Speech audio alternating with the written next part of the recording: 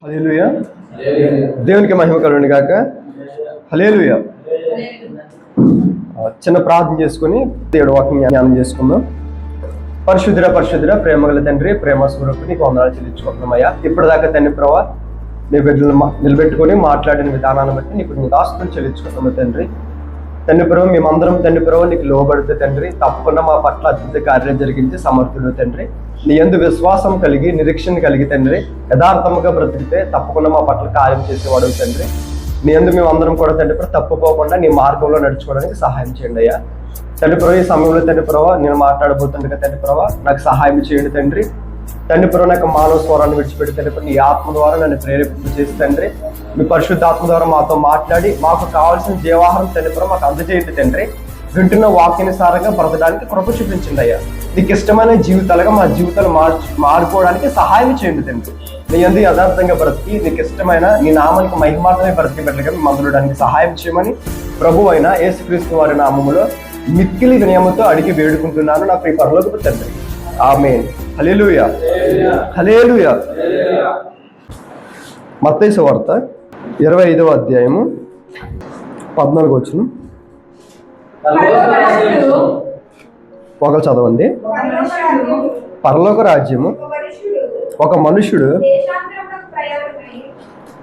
మనుషుడు దేశాంతరము ప్రయాణమునై తన దాసులను పిలిచి తన ఆస్తిని వారికి అప్పగించినట్లుండును.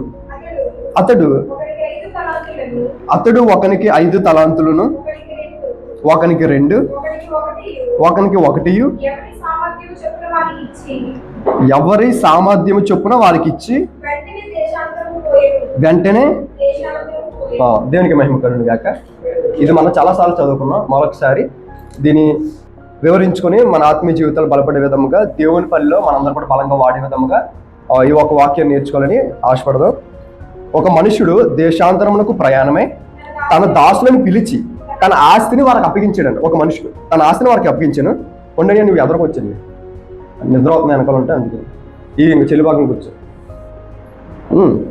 అతడు ఒకనికి ఎన్ని తలంతులు ఇచ్చాడంట? 5 తలంతులు ఇచ్చాడంట. ఒకరికి. రెండోవానికి ఎన్ని తలంతులు ఇచ్చాడు? 2 తలంతులు ఇచ్చాడు. మూడోవానికి 1 తలంతు. వాళ్ళకి ఎన్ని తలంతులు? 5 తలంతులు ఇచ్చారు. రెండోవానికి ఎన్ని ఇచ్చాడు? 2 తలంతులు ఇచ్చాడు. మూడోవానికి 1 తలంతు ఇచ్చాడు. కంటిన్యూ చేసింది.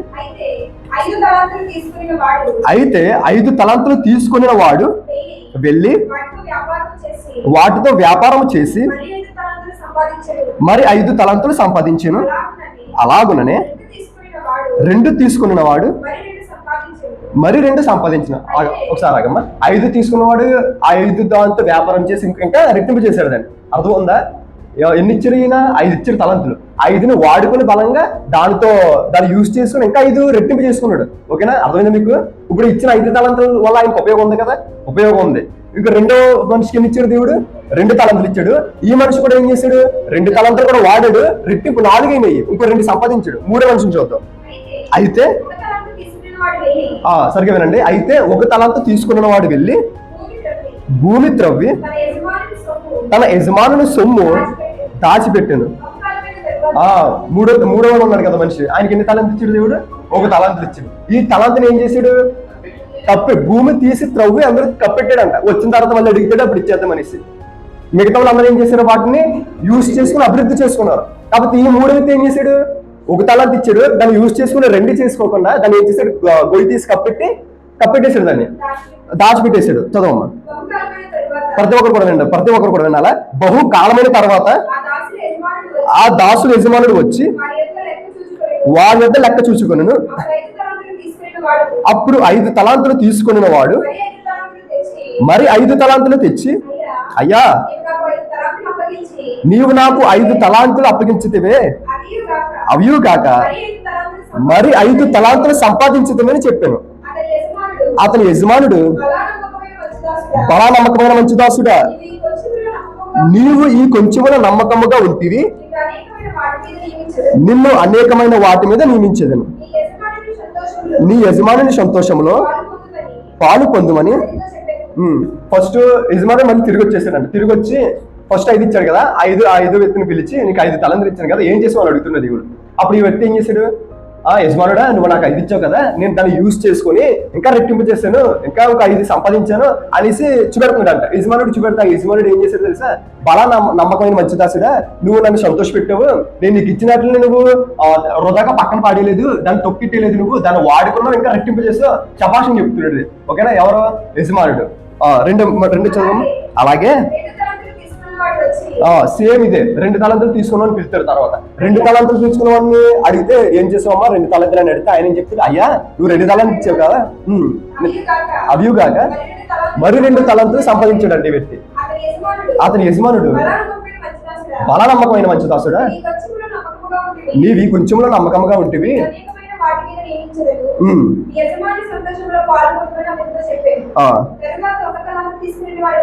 5 తలాంతుల్ని దేవుడు మెచ్చుకున్నాడు, ఎందుకంటే అభివృద్ధి చేశాడు కాబట్టి. 2 తలాంతులు ఇచ్చినవాడు దేవుడు మెచ్చుకున్నాడు. ఎందుకనే చేసాడు? 2 తలాంతులు ఇచ్చినాడు, ఇంకో 2 చేసి మొత్తం 4 చేసాడు. ముందు ఉన్నాయి 2, తర్వాత 2. ఓకే, తర్వాత 3వది. తర్వాత ఒక తలంతు తీసుకున్నాడు అన్నాడు కదా, ఈయన ఏం చేశాడు, ఫస్ట్ ఉన్న తలంతు దేవుడు ఇచ్చిన తర్వాత ఏం చేశాడు, భూమిని తీసి త్రవ్వి కప్పెట్టేశాడు. ఇప్పుడు దేవుడు వచ్చి పిలుస్తున్నాడు, నీకు ఒక తలంతు ఇచ్చాను కదా, యజమానుడు వచ్చాడు, నీకు తలంతు ఇచ్చాను కదా, ఏం చేసావు అడుగుతున్నాడు. అప్పుడు ఆయన ఏం చెప్తున్నాడంటే చదువుతుంది, అయ్యా నువ్వు విత్తన చోట కొయ్యవాడు, విత్తన చోట కొయ్యవాడు, జల్లని చోట పంట కూర్చుకున్నవాడు ఆయన నేను ఎరుగుదును గనుక నేను భయపడి ఇదిగో నీ తలంతు నువ్వు తీసేసుకున్నా, ఒక తలంతు ఎత్తాడంటే యజమానుడిగా. అందుకు అతని యజమానుడు వాళ్ళని చూచి, సోమరమైన చెడ్డదాసుడా, నేను విత్తన చోట కొయ్యవాడునని, చల్లని చోట పంట కూర్చుకుని వాడునైనను నువ్వు ఎరుగుదువా? అట్లయితే నీవు నా సొమ్ము సావుకారు యొద్ద ఉండవలసి, నేను వచ్చి వడ్డీతో కూడా నా సొమ్ము తీసుకుని అని చెప్పి ఆ తలంతును వాని యొద్ద నుండి తీసివేసి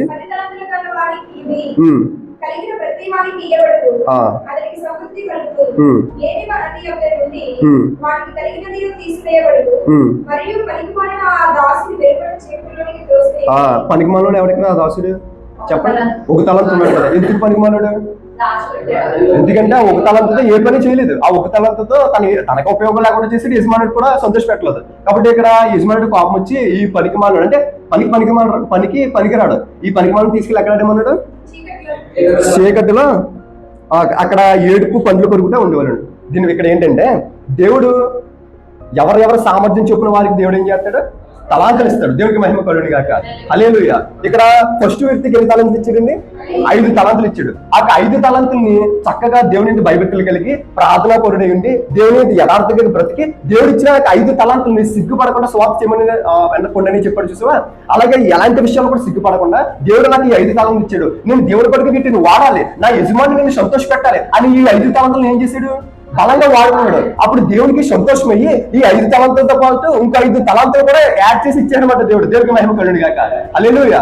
ఇప్పుడు 2 తలాంతులు తీసుకున్న వ్యక్తి ఉన్నాడు కదా, ఈ 2 తలాంతులు తీసుకున్న వ్యక్తి కూడా దేవుని పట్ల నమ్మకంగా యథార్థంగా బ్రతికి ఆ 2 తలాంతులు కూడా వాడుకున్నాడు. వాడుకుంటే దేవుడికి నచ్చి ఇంకో 2 తలాంతులు ఎగస్ట్రా ఇచ్చాడు అనమాట. ఎగస్ట్రా పొందుకున్నాడు, దేవుడికి మెప్పేలాగా చేశాడు కాబట్టి ఇంకో 2 తలాంతులు కూడా ఎగస్ట్రా తీసుకున్నాడు. ఇప్పుడు 3వ వ్యక్తి ఉన్నాడు. 3వ వ్యక్తి ఏం చేశాడు, ఒక తలాంతుని మనుషులు చూస్తారనో, లేదంటే మనుషులకు భయపడో, లేదంటే దేవుడు ఇక లేడు కదా, లేదంటే నన్ను ఎవరేమనుకుంటారనేసి సిగ్గుపడో, లేదంటే వేరే విషయాలకి లోకానికి అట్రాక్షన్ అయిపోయో దేవుడు ఇచ్చిన తలాంతుని ఏం చేసాడు తెలుసా, కప్పెట్టేశాడు. అలాగే ఈ రోజు మనం అందరూ కూడా కప్పెట్టేసిన వాళ్ళే. దేవుడు ఇచ్చిన తలాంతుని మనం కప్పెట్టిన వాళ్ళు కాదమ్మా, మనందరూ కూడా కప్పెట్టిన వాళ్ళే. కాకపోతే దేవుడు రఘుబాబాని నియమించుకొని రఘుబాబా ద్వారా మనకున్న తలంతుని దేవుడు ఏం చేశాడు, బయట పెట్టి ఇలా చేశాడు. దేవునికి మహిమ కలుగును గాక. హల్లెలూయా. ఇక్కడ ఇప్పుడు మనందరూ కూడా ఫస్ట్ మన సంఘాల్లో మనం వెళ్ళే వాళ్ళమే కాబట్టి మనం అక్కడ చెప్పుకోవాలని కాదు, మనకు తెలియదు మనం చెప్పాలా, మనం చెప్పగలము, మనం లేదంటే ప్రార్థన గొప్పగా చేయగలము, లేదంటే ప్రార్థనలు కనిపెట్టి ఇలా ఉండగలము, ఇవన్నీ మనకు తెలియదు. మళ్ళా ఆ తలంతులని దేవుడు మనకి ఇచ్చాడని తెలియదు. మనం ఎలా పాము కట్టగలము, మనం చక్కగా ఆరాధన జరిగించగలం, చక్కగా పాటలు పాడగలం, అవన్నీ మనకు తెలియదు. కాకపోతే దేవుడి యొక్క గాడ్ గ్రేస్ ద్వారా ఆ తలంతులను కూడా అభివృద్ధి చేసేలాగా దేవుడు ఏర్పరచుకున్నాడు. దేవునికి మహిమ కలుగును గాక. హల్లెలూయా. అందుకనే ఇక్కడ ప్రతి ఒక్కరు కూడా అవకాశం ఇవ్వడం జరుగుతుంది. ఎందుకంటే దేవుడు ఇచ్చిన తలాంతుల్ని తొక్కేయకూడదు. అర్థమవుతుందా? తొక్కేయకూడదు, సిగ్గుపడకూడదు, అసలు మొహమాటం పడకూడదు. ఎవరో ఏదనుకుంటారని మనం ఆలోచించాల్సిన అవసరం లేదు. మనం ఎప్పుడు కూడా ఏ పని చేసినా మనుషులు మెప్పు కోసమో, లేదంటే మనుషులు చూసి ఫీల్ అవుతారనో, లేదంటే ఎలా ప్రార్థన చేస్తే లేదంటే ఎక్కిరిస్తారేమో, ఇది కాదు మనకు కావాల్సింది. ఎవరికి కావాలా? ఎవరో చూస్తున్నారని చేయాలా? దేవుడు చూస్తున్నారని చేయాలా? దేవుడికి మహిమ కలుగును గాక. హల్లెలూయా. ఈ రోజు దేవుడి పని జరిగించడానికి రమ్మంటే ఆనాడు ఆ పెద్ద మనిషి ఎలా ఉన్నాను, నేను పోను అంటాడు. ఇక్కడ మనుషులకి మనం దేవుడి పని, మనుషులు మెప్పుకోవడం మనం పని చేయకూడదు. దేవుడు చూస్తున్నాడు అని భయపెట్టగలిగిన మనం పని చేయాలి. దేవుడు చూస్తున్నాడు అని దేవుడు మనకి సామర్థ్యం కూడా మనకి ఇస్తాడు. మన పని చెయ్యగలిగే సామర్థ్యం ఉన్నా కూడా మనం పని చెయ్యం. మనం వాక్యం చెప్పే సామర్థ్యం ఉన్నా కూడా మనం ముందుకు వెళ్ళాం. మనం ప్రార్థన చేసే సామర్థ్యం మనకు ఉన్నా కూడా దేవుడు ఇచ్చిన సరే వరాన్ని మనం ఉపయోగించాం. ఇక్కడ చూడండి, రోమిలకు రాసిన పత్రిక 12వ అధ్యాయము 3 నుంచి చదవమ్మా.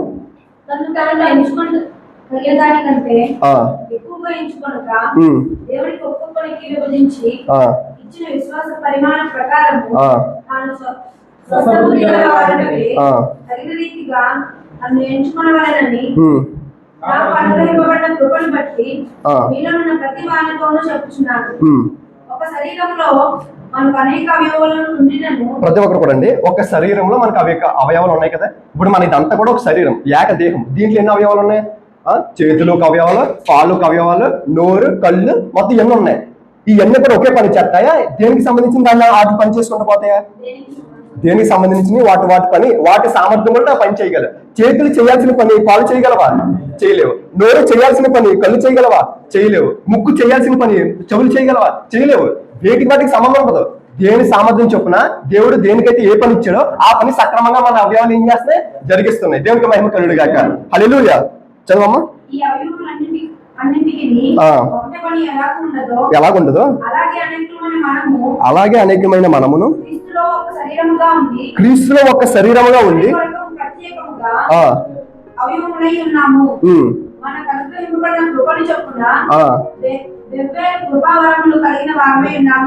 ఇలా చూడండి, మనకి అనుగ్రహింపబడిన కృప చొప్పున, దేవుడు మనకు ఇచ్చిన కృప చొప్పున ఒక్కొక్కరికి ఒక్కొక్క వరాలు ఉన్నాయంట. దేవునికి మహిమ కలుగును గాక. అవి చూద్దాము. 5వ వచనం చదవమ్మా. 6వ వచనం చదివించమ్మా. సరిగ్గా వినండి. మనకు అనుగ్రహింపబడిన కృప చొప్పున వేరు వేరు కృప వరములు కలిగిన ఉన్న వారమే ఉన్నాము గనుక ప్రవచన వరం అయితే విశ్వాస పరిమాణము చొప్పున ప్రవర్తించుము, పరిచర్య అయితే పరిచర్యలోను, బోధించిన వాడైతే బోధించటలోను, హెచ్చరించువాడైతే హెచ్చరించుటలోను పని కలిగి ఉందుము. పంచిపెట్టువాడు శుద్ధ మనస్సుతోను, పై విచారము చేయువాడు జాగ్రత్తతోను, కరుణించువాడు సంతోషతమును పని జరిగించవలను. మీ ప్రేమ నిష్కపటమైనదై ఉండవలను, హత్తుకొని ఉండవలను.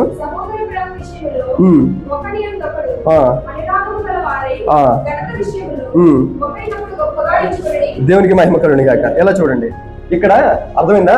ఒకరికి కృపవారం ఉంటే ఒకరికి ప్రవచించే వారం ఉంటుంది, ఒకరికి బోధించే వారం ఉంటుంది, ఒకరికి పరిశీలన చేసే వారం ఉంటుంది, ఇంకొకరికి సహాయం చేసే వారం ఉంటుంది, శుద్ధ హృదయంతో సహాయం చేసే వారం ఉంటుంది. ఒక్కొక్కరికి ఒక్కొక్క తల ఉంటుంది. ఒకరు ప్రార్థన బలంగా చేయగలరు, ఒకరు వాక్యం చెప్పగలరు, వాక్యం చెప్పిన వాళ్ళు ప్రార్థన చేయలేరు, ప్రార్థన బలంగా చేసిన వాళ్ళు వాక్యం అంతగా ప్రకటించలేరు. దేవుడు ఒక్కొక్కరికి ఒక్కొక్క తలంత ఇచ్చారు లేదా? ఇచ్చారు. కాకపోతే మన ఇక్కడ ఉన్న వాళ్ళందరికీ కూడా మన తలంతో తెలుసు, దేవుడు ఇచ్చాడు చక్కగా. మనం కొన్ని సందర్భాల వల్ల, లేదంటే మన లోక సంబంధమైన ఆలోచన వల్ల, లోకంలో పడిపోవడం వల్ల మనం ఏం చేయాలి? ఈ తలంతుల్ని ఏం చేస్తున్నావు? తొక్కేసుకుంటున్నావు. భూమిలో కప్పెట్టేసినట్టు ఆ ఒక్క తలంతో ఏం చేసాడు? భూమిలో కప్పెట్టేసాడు. ఆ విధంగానే మన తలంతో మనం ఏం చేసేస్తున్నాం? దేవునికి భయపడి మనం వాటిని వాడట్లేదు, దేవుని కొరకు మనం ధైర్యంగా ముందుకు వెళ్ళట్లేదు. ఈ లోకంలో మన లోకాశలకి అట్రాక్షన్ అయిపోయే, లేదంటే మనుషులకి భయపడో, లేదంటే నానా విధాలమైన కారణాలతో దేవుడిచ్చిన తలంతను మనం ఏం చేసేసుకున్నాం? తొక్కేసుకుంటున్నామండి. మనం అట్టి విధంగా ఉండకూడదు. మనం సహోదర ప్రేమ కలిగి ఒకరినొకరు గొప్పగా హెచ్చించుకొని ఒకరినొకరితో బుద్ధి చెప్పుకుంటూ దేవుడిచ్చిన తలంతను మనం ఏం చేయాలి? దేవుడి సన్నిధిలో వాడబడాలి. దేవునికి మహిమ కలుగును గాక. హల్లెలూయా. ఫర్ ఎగ్జాంపుల్, మనకి ప్రార్థన చేసి గొప్ప వరం ఇచ్చడానికి దేవుడు, మన ప్రార్థన బలంగా చేసి దేవుని ఎందుకు ప్రార్థన పరులుగా ఉన్నామనుకో, దేవుడికి నచ్చేసి వాక్యం చెప్పే వరం కూడా ఇచ్చేస్తాడంటే. దేవుడికి మహిమ కలుగును గాక. అంటే ఆయన మెప్పించే విధంగా మన ప్రవర్తన వాడుకోవాలి, ఆయన మెప్పించే విధంగా మన బ్రతుకు మారుకోవాలి, ఆయన సంతోష పెట్టే విధంగా దేవుడిచ్చిన తలంతులు వాడుకోవాలి. దేవునికి మహిమ కలుగును గాక. హల్లెలూయా. కాబట్టి మనం అందరూ కూడా దేవుడిచ్చిన తలంతుల్ని సిగ్గుపడకుండా మనం ఏం చేయాలంటే దేవుని సంతోష పెట్టే విధంగా మన తలంతులు మనం వాడుకోవాలా. హల్లెలూయా, హల్లెలూయా. కాబట్టి ఈ యొక్క విషయంలో మనం ప్రతి ఒక్కరు కూడా జ్ఞాపకం చేసుకోవాలి. ఎందుకంటే మనుషులు చూస్తున్నారు కదా, లేదంటే నా ప్రార్థన దేవుడు అంటాడేమో. అది అసలు దేవుడు అసలు అలాంటిది ఏమీ ఉండదండి. వచ్చిన రాని ప్రార్థన తప్పకుండా దేవుడు ఆలకిస్తాడు. నిన్ను ప్రార్థన పరులుగా మార్చగల సమర్థుడు. దేవునికి మహిమ కలుగును గాక, హల్లెలూయా. కాబట్టి మనం ప్రార్థన చేసినప్పుడు మనుషులనే మన మైండ్లో పెట్టుకోకూడదు. దేవుడు నా ప్రార్థన అంటున్నాడా లేదా, అది ఒక్కటి కాన్సన్ట్రేషన్ పెట్టి దేవుడితో నేను ముఖాముఖిగా మాట్లాడుతున్నాను, నేను దేవునికే సమాధానం చేస్తున్నాను, దేవునితో మాట్లాడుతున్నాను, నా కన్సర్వేషన్ దేవునితో ఉంది అని విశ్వాసం కలిగి ప్రార్థన చేస్తే గొప్ప ప్రార్థన పరులుగా దేవుడు మనల్ని ఏం చేస్తాడు, మార్చేస్తాడండి. కాబట్టి దేవుడు ఇచ్చిన తలంతుల్ని మనం సిగ్గుపడికి మనం వెనకడికి వేయకూడదు. లేదంటే దేవుడు నేనే గొప్పగా చేయకపోతే, లేదంటే నేను వాక్యం నుంచోడానికి కానీ, లేదంటే దానికి న్యాయం చేయకపోతే దేవుడు ఫీల్ అవుతాడేమో, దేవుడు కోపడతాడేమో అనేసి వాడిని తొక్కేయకూడదండి, వాడిని తొక్కేయకూడదు. ఇక్కడ దొరని అడిగాను, వాక్యం చెప్పని వారం అంటే, లేదురా బాబు నేను చెప్పాలనుకుంటున్నాను కానీ నాకు భయమే వేస్తుంది, అక్కడికి వెళ్ళి నుంచుంటుంటే అందరూ చూస్తుంటే భయమే వేస్తుంది నాకు, అందుకని చెప్పలేకపోతున్నాను. అంటే ఇక్కడ అన్ని తొక్కపడాలని, కానీ అక్కడ భయం అనే దానితోటి అన్నికి చెప్పే ఆసక్తి ఉన్నా సరే దాన్ని ఏం చేసుకుంటున్నాడు, తొక్కేసుకుంటున్నాడు. అలా మనం ఉండకూడదండి. ఎప్పుడైతే మనం ధైర్యం కలిగి ముందరికి వేసి నిలబడతామో తప్పకుండా నీ ప్రయాసను బట్టి, నీ ఆసక్తిని బట్టి దేవుడు ఏం చేసుకుంటాడు, వాడుకుంటాడు. దేవునికి మహిమ కలుగును గాక, హల్లెలూయా, హల్లెలూయా. ఎందుకంటే ఫర్ ఎగ్జాంపుల్ సాయన్ని ప్రార్థన చేయమంటే కొంచెం ఫస్ట్ టైం కాబట్టి కొంచెం మొహమాటంగా ఫీల్ అయ్యాడు. కాబట్టి అలా ఉండకూడదండి. మనం దేవుడు వింటున్నాడు అని భయభక్తులు కలిగి మనం ప్రార్థన చేస్తే తప్పకుండా దేవుడు మన ప్రార్థన ఆలకించి మన ప్రార్థన పరులుగా మార్చే దేవుడు.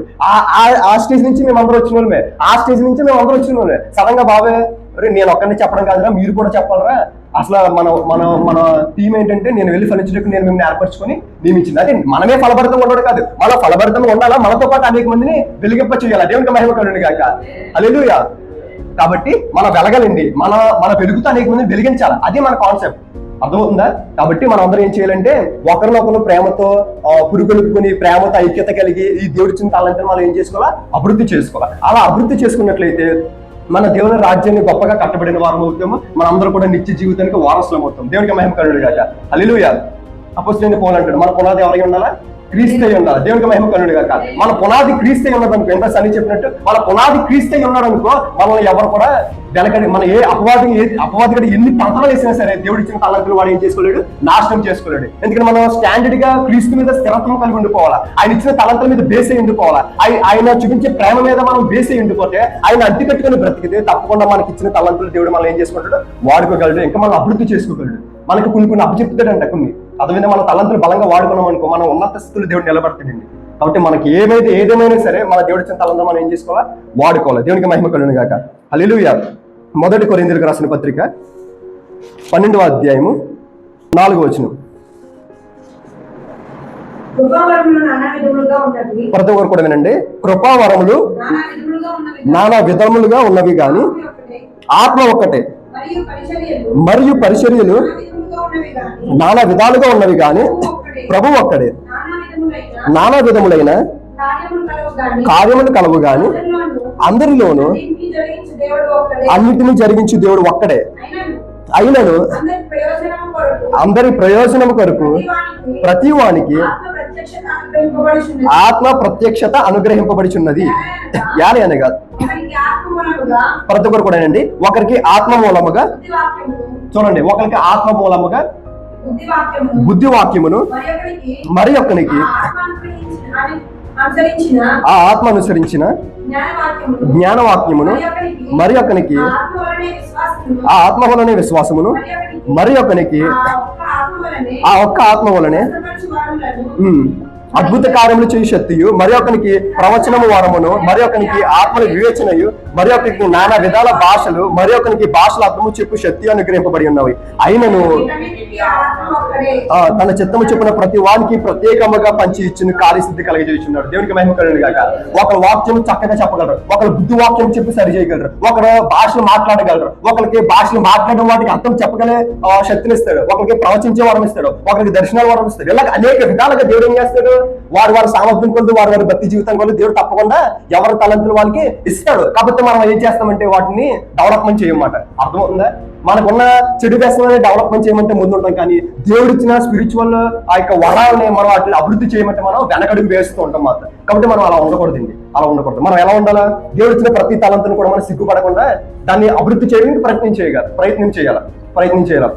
ఇంత అప్పుడు నేను చెప్పాడు చక్కని ఎన్నాళ్ళు కొన్ని వాక్యం చెప్పినప్పుడు కొన్ని బయటికి డైవర్ట్ అయ్యాడు అలా కాదు, చక్కగా వాక్యం చెప్పాడు. అక్కడ మిస్టేక్స్ ఏమన్నా సరే తనకి అర్థమైన రీతిలో చెప్పుకుంటూ వెళ్ళాడు, క్లుప్తంగా చెప్పాడు. ఎక్కడ కూడా నాచుకుంటే ల్యాగ్ లేకుండా చెప్పాడు. అంటే దాన్ని తలంతులు ఏం చేస్తున్నాడు, అభివృద్ధి చేయాలని ఆశపడుతున్నాడు. తప్పకుండా దేవుడు అభివృద్ధి చేస్తాడు, చక్కగా చెప్తాడు. దేవుడు ఉన్న పరిస్థితుల్లో దేవుడు నిలబెట్టుకుంటాడు అన్ని. కాకపోతే దీన్ని బట్టి గర్వంతో వెనకడి వేయకూడదు, ఇంకా ముందుకి వాడబడాలి. దేవుడికి మహిమ కలుగును గాక. కాబట్టి మనం అందరం కూడా ఎలా ఉండాలి, దేవుడి ఇచ్చిన తలంతుల్ని అభివృద్ధి చేసుకునే మార్గంలో మనం నడుచుకోవాలి.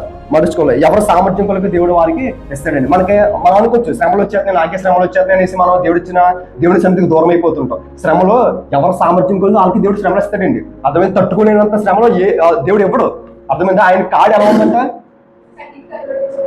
సులువుగా ఉంది. దేవుడికి మహిమ కలుగును గాక. ఎందుకు సులువుగా ఉందో తెలుసా, మన కాడి కూడా దేవుడు మోసేస్తున్నాడు. ఆయన తోడై ఉన్నాడు మనకి. మనం ఎలాంటి పరిస్థితులు ఉన్నప్పుడు కూడా మనకి తోడై ఉండి మన చెయ్యి వినమని గొప్ప దేవుడు. దేవుడికి మహిమ కలుగును గాక. కాబట్టి మన అందరూ కూడా దేవుని ఎందుకు భయభక్తులు కలిగి ఆయన పట్ల యథార్థముగా బ్రతికితే, మనం సిగ్గుపడకుండా దేవుడి పని చేయడానికి ముందుకు వస్తే తప్పకుండా దేవుడు మనల్ని గొప్పగా హెచ్చించుకునే సమర్థుడు. దేవునికి మహిమ కలుగును గాక. హల్లెలూయా. 2 తిమోతి 2:2 చదువుదాం. ఇక్కడ అపోస్తలుడైన పౌలు తిమోతికి చెప్తాడు అన్నమాట చక్కగా. ఇలా చూడండి, నీవు అనేక సాక్షుల ఎదుట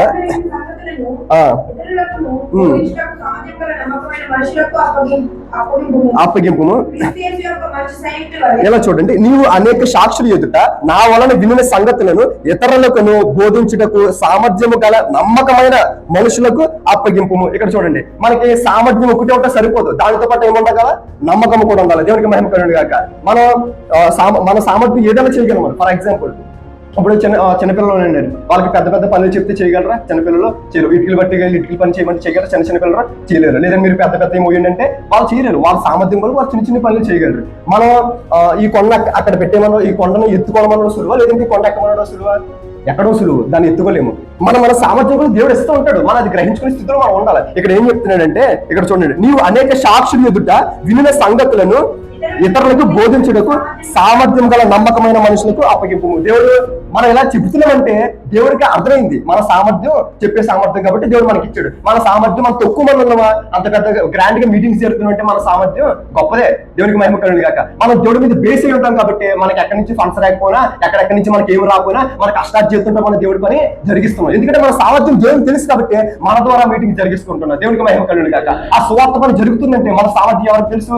దేవుడికి తెలుసు. ఆ సామర్థ్యంతో పాటు వీళ్ళకి నమ్మకం ఉంది, మన దేవుడి పట్ల మనకు నమ్మకం ఉంది. కాబట్టి ఎన్ని ఆటంకాలు వచ్చినప్పుడు కూడా దేవుడి మీటింగ్స్ ఆగకుండా మనం జరిగించు. దేవుడికి మహిమ కలుగును గాక. ఎందుకంటే దేవుడు మనల్ని అందరినీ ఎలా చేసుకున్నాడు? నిలబెట్టుకున్నాడు. ఆమేన్. కాబట్టి ఆయన ఆశని మనం నెరవేర్చేవారుగా ఉండాలి. ఆయన్ని బాధ పెట్టేవారుగా, ఆయన అవమానపరిచేవారుగా మన క్రియలు ఉండైనా ఉండకూడదు. ఇక్కడ 3వ వచనం చదవమ్మా. ఇక్కడ చూడండి, క్రీస్తు యేసు యొక్క మంచి సైనికుల వలె నాతో కూడా శ్రమను అనుభవించుము. ఇక్కడ దేవుని పని జరిగిస్తున్నప్పుడు శ్రమలు రావే అనుకుంటాం. అర్థమైందా? కాబట్టి శ్రమలు వస్తాయి తప్పకుండా. ఇక్కడ పౌలు గారు తిమోతికి ఏం చెప్తున్నాడంటే, ఇక్కడ చూడ క్రీస్తు యేసు ఒక మంచి సైనికుల వలె నాతో కూడా శ్రమ అనుభవించుము. నేను శ్రమలు అనిపిస్తాను, ఎన్నో శ్రమలు అనిపించాడు అపోస్తలుడైన పౌలు గారు.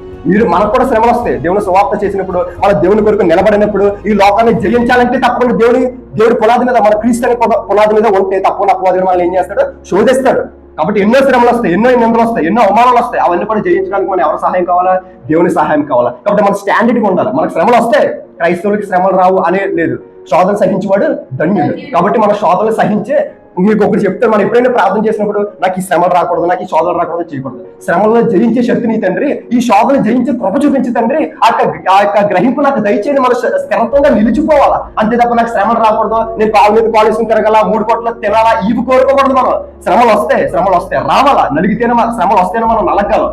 ఒక బంగారం అనేది శుభ్రంగా దాన్ని కాల్చి ఒక రూపంలో తీసుకొస్తాను, దాన్ని వ్యాధి అనేది ఉంటుంది. మనకు కూడా శ్రమలు కూడా మనం నలిగితేనే దేవుడికి ఇష్టమైన ప్రీతికరంగా మన బ్రతుకులు మారిపోతాయి. దేవునికి మహిమ కలుగును గాక. మనం దేవుడు విడిచిపెట్టి దూరంగా ఉండలేము. శ్రమలు రావాలని ప్రార్థన చేయాలా. శ్రమలు వచ్చిన తర్వాత ఆ శ్రమలు ఎలా జయించాలా, శక్తిని ఇవి తండ్రి అని మనం దేవుని అడగాల. చాలా మందికి ఓర్పు, సహనం ఏమి ఉండదండి. ఇప్పటికప్పుడు దేవుని విడిచిపెట్టి దేవుని దూషిస్తూ అవిశ్వాసంతో వెనకడుగు వేస్తూ ఉంటారు. అట్టి విధంగా ఉండకూడదు. మన విశ్వాసం కలిగి ప్రార్థన పరులుగా బ్రతికితే తప్పకుండా శ్రమలను జయించే శక్తిని దేవుడు మనకి ఇస్తాడు.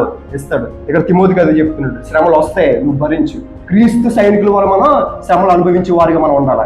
ఆయన అనుభవించలే, దేవుడే అనుభవించడండి శ్రమలు. మనం ఎంత, మన బ్రతుకులు ఎంత. ప్రభువైన యేసుక్రీస్తు వారి శ్రమలు అనుభవించలేదా? అనుభవించారు కదా. మరి మనకి శ్రమలు రాకూడదు, లేదంటే విగ్రహారాధన చేస్తున్న వాళ్ళు సంతోషంగా ఉన్నారు, దేవునికి ఇష్టం లేకుండా వాడు ఇష్టం వచ్చినట్టు బ్రతుకుతున్నాడు, వాడే సంతోషంగా ఉంటున్నాడు అని చాలా మంది అనుకుంటారు. ఒక పాట ఉంటుంది కదా, దుష్టుల క్షేమమునే చూసి ఇక నీతి వ్యర్థమని అనుకొనగా, కృపా కనికరము గల దేవా నా కష్టాల ఇక్కడ మనం ఏమనుకుంటామంటే, అరే దుష్టులు క్షేమం చూస్తే, దుష్టులు ఏంటి? దేవునికి తెలియని వాళ్ళు, దేవునికి వ్యతిరేకంగా బ్రతుకునే వాళ్ళు, దేవునికి తెలిసి కూడా పట్టించుకోకుండా ఇంకా బుద్ధిహీనులు ఉంటారు చూస్తారా, వాళ్ళ క్షేమం ఉంటారు లేదా, కార్లు తిరుగుతారు, చక్కగా 3 పూటలు తింటారు, వాళ్ళకి నచ్చింది కొనుక్కుంటారు, ఎంజాయ్ చేస్తారు. వాళ్ళ క్షేమాన్ని చూసి అరే మనం ఇంత నీతిగా బ్రతుకుతున్నాము, ఇంత యథార్థంగా బ్రతుకుతున్నాం, ఇంకా మనం నీతి వ్యర్థమా అని అనుకుంటాం. లేదు, ఇక్కడ మనకి ఏంటంటే కృపా కనికరము దేవుడు మన పట్ల ఉన్నాడు. దేవునికి మహిమ కలుగును గాక. వాళ్ళకి ఎంత డబ్బు ఉన్నా, ఎంత ధనం ఉన్నా, ఎంత బంగారం ఉన్నా వాళ్ళు సంతోషంగా ఉన్నారండి. వాళ్ళు అబ్జర్వ్ చేస్తే వాళ్ళు సంతోషంగా ఉండరు. ప్రతి ఒక్క ధనవంతుడికి ఏదో ఒక స్టేట్మెంట్ ఇస్తున్నట్టు, నాకు ఎంత డబ్బు ఉంది, నాకు ఎంత ధనం ఉంది, నాకు ఇన్ని కోట్లు ఉన్నాయి, కానీ నాకు శాంతి లేదు. సింపుల్ గా ఆ శాంతి దేవుడు మనకు అనుగ్రహించాడు. దేవునికి మహిమ కలుగును గాక. అన్ని కోట్లలో కూడా శాంతి లేదు వారికి. మనకి ఎన్ని కోట్లు లేకపోయినా దేవుడు మనకి శాంతి సమాధానం కలగజేసే కృపా కనికరము దేవుడు. దేవునికి మహిమ కలుగును గాక. హల్లెలూయా. మనందరూ కూడా దేవుడు క్రీస్తు అనే పునాది మీద స్టాండర్డ్ ఉంటే దేవుడు మనం ఎన్నడూ కూడా విడిచిపెట్టని గొప్ప దేవుడు. దేవునికి మహిమ కలుగును గాక. హల్లెలూయా. అలాంటి గొప్ప దేవుడు మన దేవాది దేవుడు. అలాంటి దేవుడు మనం విశ్వసిస్తున్నామంటే, అలాంటి దేవుడు మనం నమ్ముతున్నామంటే, ఆయన పట్ల మనం ఎంత యథార్థంగా బ్రతకాలి, ఆయనకి ఎంత ఇష్టంగా మన బ్రతుకులు మారిపోవాలి. ఒకసారి ఆలోచించండి, మన అందరూ కూడా ఆలోచించాలి. మనుషులు మెప్పు కొరకు, లేదంటే మనుషులు ఫీల్ అవుతారనో, లేదంటే మనుషుల కొరకు ఆశపడి దేవుని విడిచిపెట్టేస్తే అది వ్యర్థము. మనుషులు మాటలు పట్టించుకోకుండా దేవుని మీద ఆధారపడి బ్రతికితే, దేవుని మీద డిపెండ్ అయి బ్రతికితే తప్పకుండా దేవుడు మనం నిలబెట్టుకుంటాడు.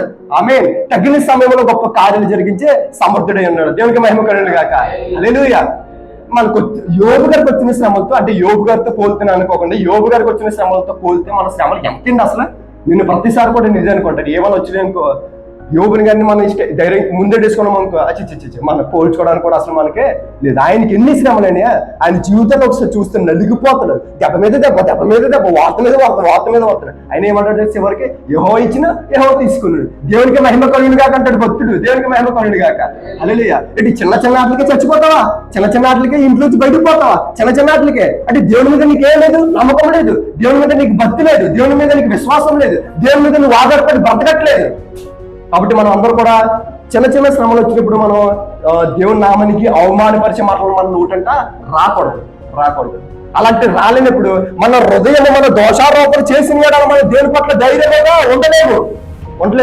అర్థమైందా? మన హృదయం మన దోషారోపణ చేయకూడదు.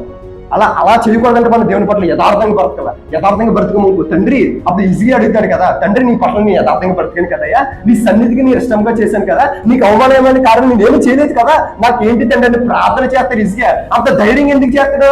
తన హృదయం తన దోషారోపణ చేయలేదు కాబట్టి, ఏ పాపము చేయలేదు కాబట్టి దేవుడికి ప్రార్థన చేస్తాడు. 15 సంవత్సరాలు అంతే కదమ్మా, 15 సంవత్సరాలు ఏం చేస్తాడు? ఎక్స్టెండ్ చేస్తాడు, పెంచుతాడు తన ఆయుష్ కాలం.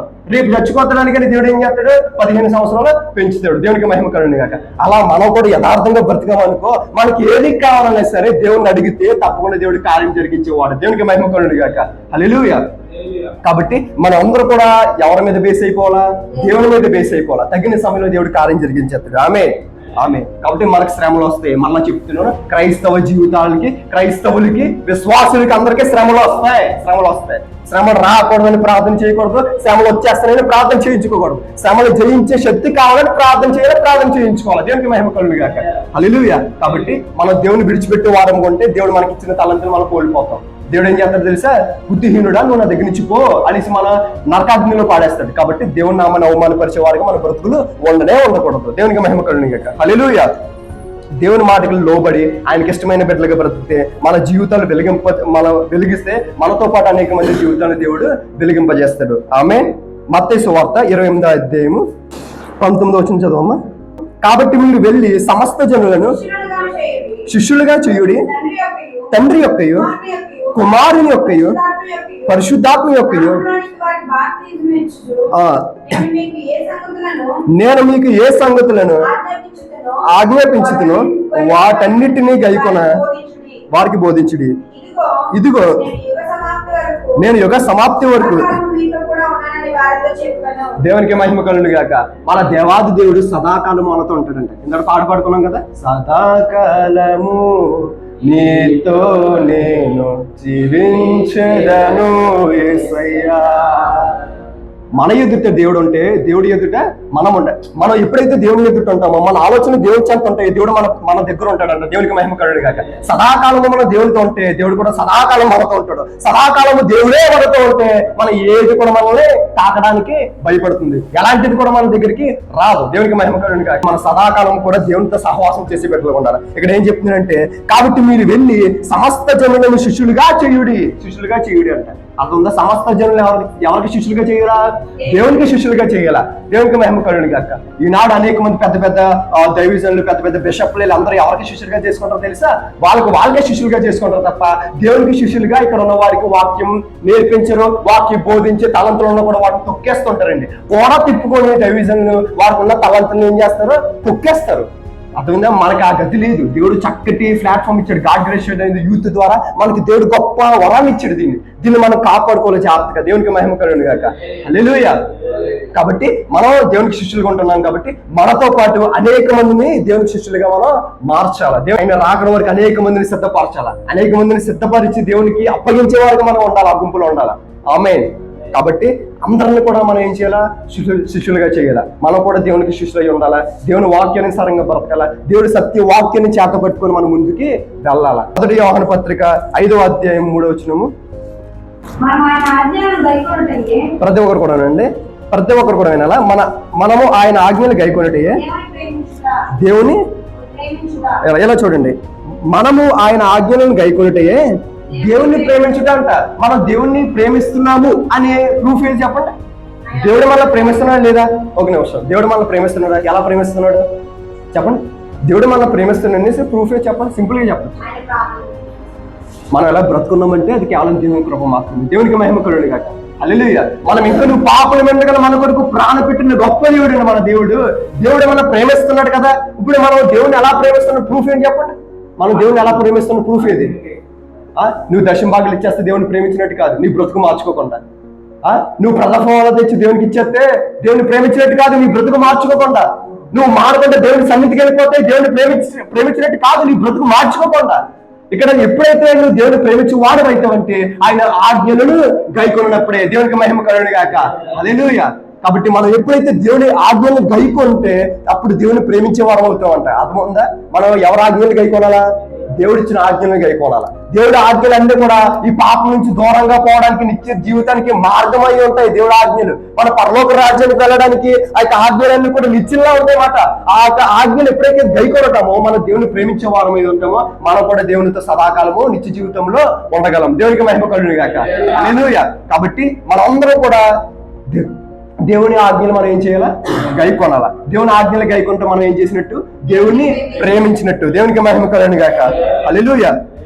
కాబట్టి ఆయన ఆజ్ఞలు చాలా సులువు అండి. ఆయన ఆజ్ఞలు పాటించడం చాలా సులువు. ఎలా సులువు అంటారా? మత్తయి సువార్త 11వ అధ్యాయము 29 చదవమ్మా.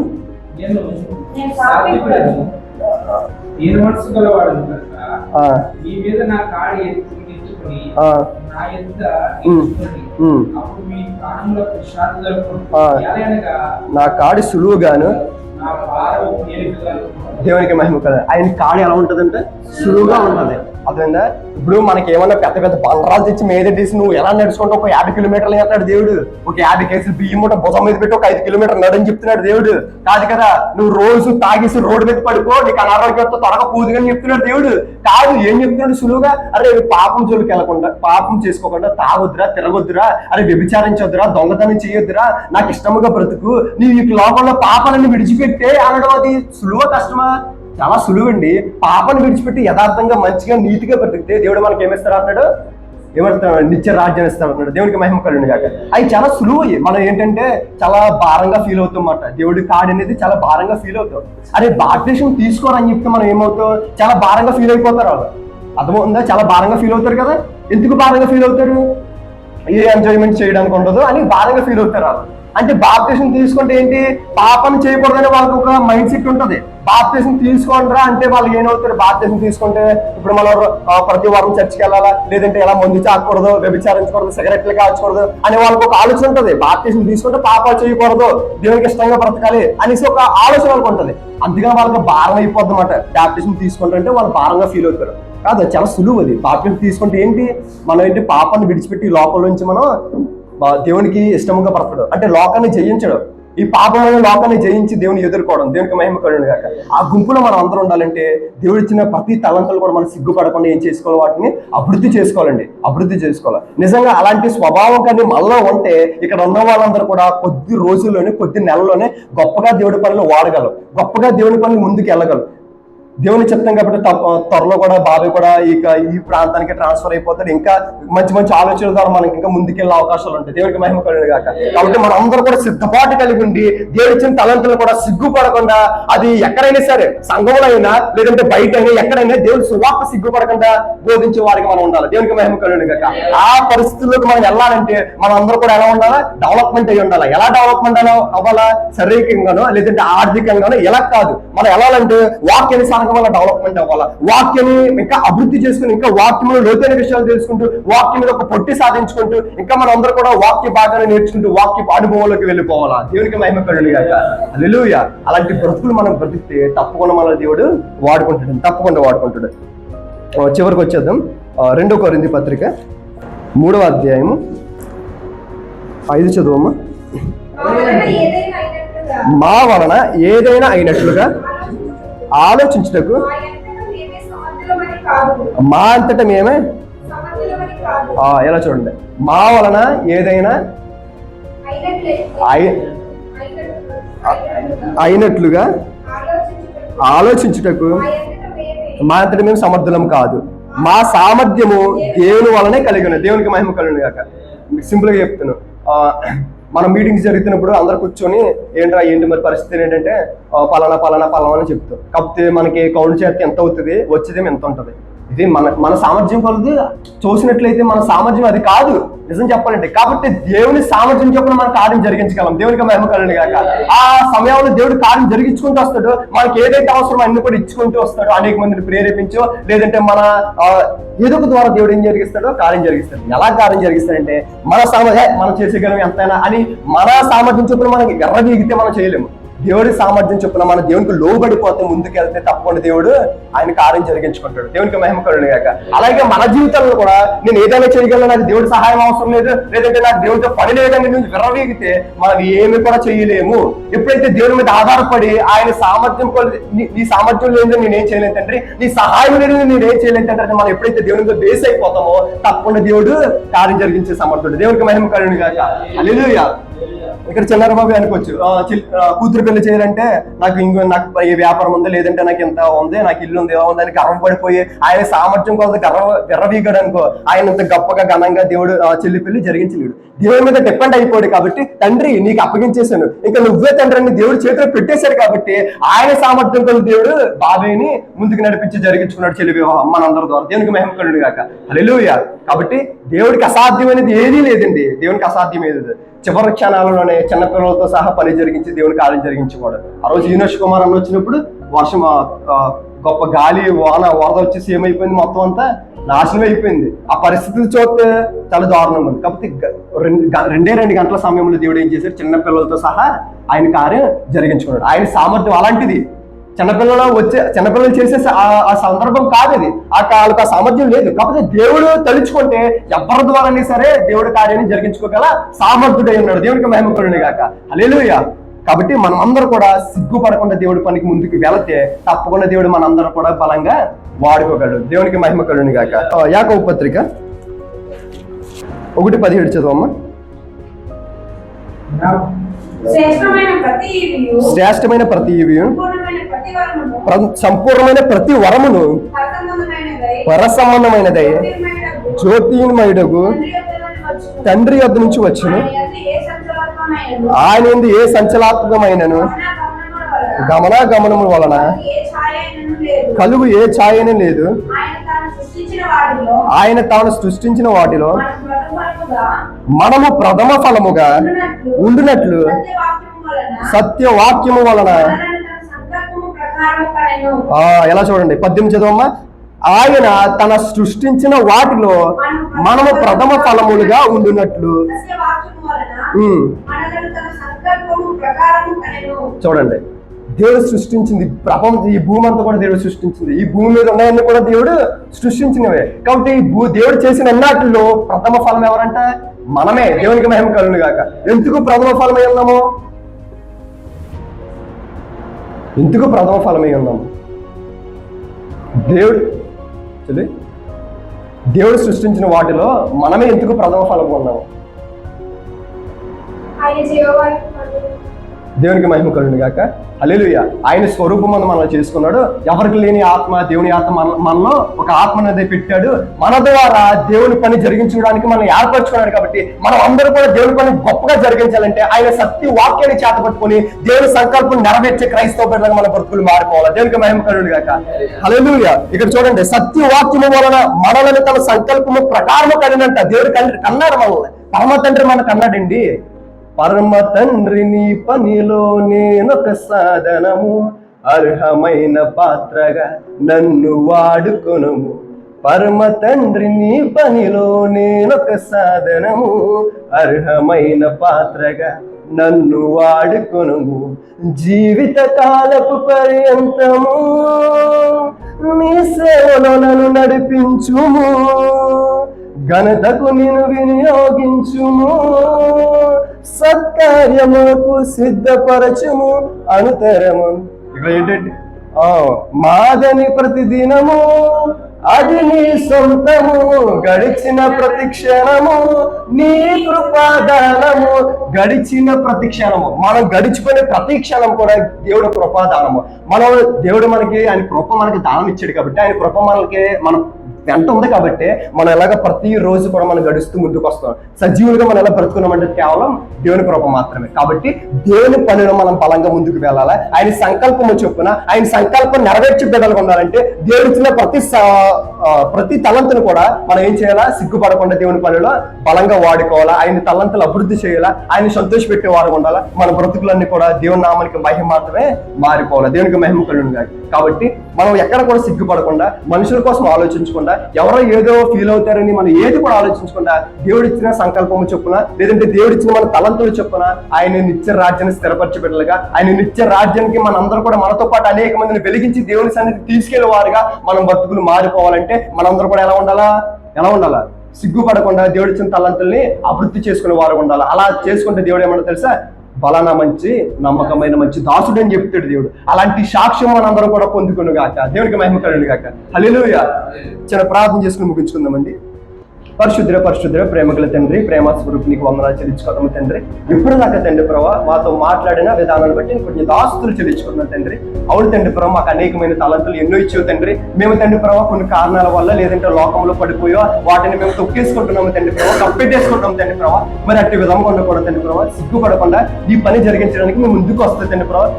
వెన్నంటుండి తండ్రి ప్రభావ మమ్మల్ని ధైర్యంగా ముందుకు నడిపించేవారు తండ్రి. అనేక మందికి మాదిరికరంగా మా బ్రతుకులు మార్చుకుని గొప్ప దేవుడు తండ్రి.